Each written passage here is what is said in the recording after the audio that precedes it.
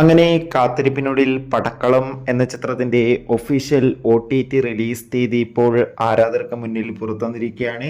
ആ ഒരു അപ്ഡേഷനാണ് ഇന്നൊരു വീഡിയോ ഭാഗത്ത്. വീഡിയോയിൽ മുൻപ് വീഡിയോ ലൈക്ക് ചെയ്യുക, ചാനൽ സബ്സ്ക്രൈബ് ചെയ്യുക. മെയ് മാസം അങ്ങോട്ട് ധാരാളം ചിത്രങ്ങൾ OTT റിലീസ് ചെയ്തിട്ടുണ്ട്. ഈ ഒരു ജൂൺ മാസം OTT റിലീസ് ചെയ്യാൻ പോകുന്ന ചിത്രങ്ങളുടെ വീഡിയോ നമ്മുടെ ചാനൽ ഭാഗം പരിശോധിച്ചാൽ നിങ്ങൾക്ക് കാണാൻ വേണ്ടി സാധിക്കുന്നതായിരിക്കും. സുരാജ്, ഷറഫുദ്ദീൻ എന്നൊക്കെ പ്രധാന കഥാപാത്രങ്ങളായി മെയ് മാസം തിയേറ്ററുകളിലെത്തിയ ചിത്രമായിരുന്നു പടക്കളം. ചിത്രത്തിന് മികച്ച അഭിപ്രായം തന്നെ സ്വന്തമാക്കാൻ വേണ്ടി സാധിച്ചിട്ടുണ്ടായിരുന്നു. അതുകൊണ്ട് തന്നെ എല്ലാ സിനിമാ പ്രേമികളും ഒരേപോലെയായിരുന്നു പടക്കളം എന്ന ചിത്രത്തിൻ്റെ OTT റിലീസിനായി കാത്തിരുന്നത്.